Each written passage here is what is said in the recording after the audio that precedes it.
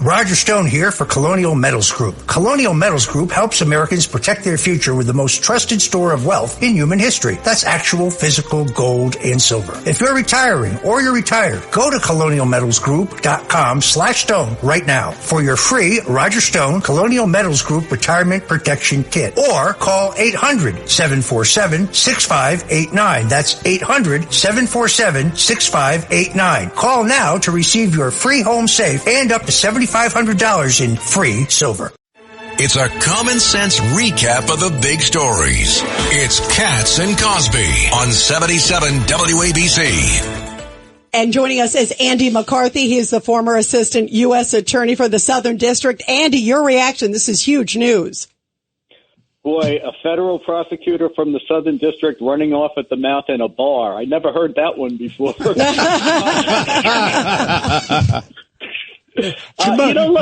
person next to her must have been very pretty. Yeah, I won't go there. Who knows? I'm just saying.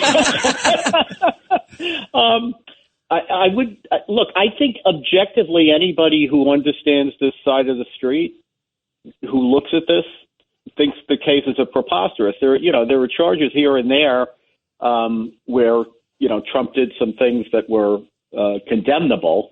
But in particular, the Bragg case, which seems to have been the main thing, is on its face preposterous. So I'm not surprised that somebody looked at it and said so, because a lot of us have been looking at it and saying so for a long time. It's going to be very unfortunate for him under the circumstances that he did it. But why should anyone be surprised? It's on its face ridiculous. But Andy, the Southern District passed on it, right? And so he was just commenting, in essence, what the Southern District, how they saw the case. And it's what we've all believed, but it is interesting he's saying it. Yeah, no, I think Ed's point is right. But it's worse than that in this sense. Not only did the Southern District not take the case because it didn't think the case was a valid, viable case, the Justice Department has exclusive authority from Congress to enforce the federal election laws.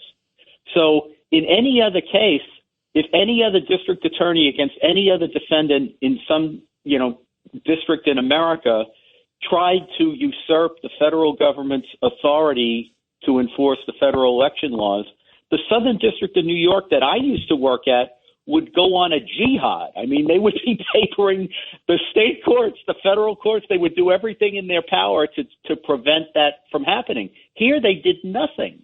They sat on their hands because it was Alvin Bragg, the progressive prosecutor in Manhattan, and it was Trump. So all the usual protocols go out the window. But, Andy, it's Richard Weinberg. It's even worse than that. The guy who prosecuted the case, who put it all together in Manhattan, was the number 3 guy from the Justice Department who left the Justice Department. What does that tell you? It tells me that he wants to be a progressive icon, and nothing can accomplish that like being the guy who nailed Trump in court. So, he voted with his feet. For his career, it was better to prosecute Trump than to be the number 3 guy in the Biden-Harris Justice Department. Andy McCarthy, I want to ask you also about Hunter Biden to get to that. It's been like back and forth all day long. First, it looked like the Alford plea. Then he pled guilty without that. So what do you make of that? To me, it's clearly they want to try to get rid of the case. It looked like the prosecutors were stunned when he showed up in court today. And by the way, he walked in the front door.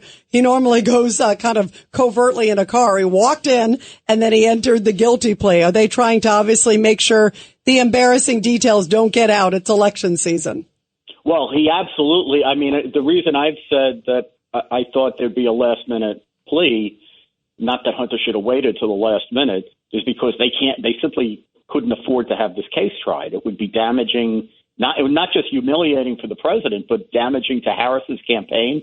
To have this case playing out for 5 or 6 weeks while early voting is going on, when the whole case is about influence peddling.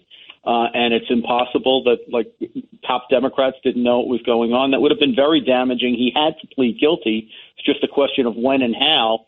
He's audacious in that he came in demanding to be able to plead guilty without admitting, not only without admitting guilt, but by proclaiming his, he wants to maintain his innocence, which is what an Alford plea is about. Alford, not to get into the weeds, Alford was a very different case than this. And the Supreme Court, importantly, has never said that you can do an Alford plea without the prosecutor's consent. And the prosecutors here didn't consent. And I think Judge Scarcy knows he shouldn't have taken the plea without the prosecutor's consent. But I think he thinks he got around it by this route.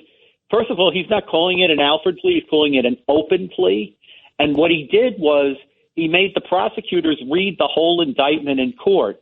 And then he exactingly went through with Hunter and made him admit that the prosecutors could prove everything beyond a reasonable doubt.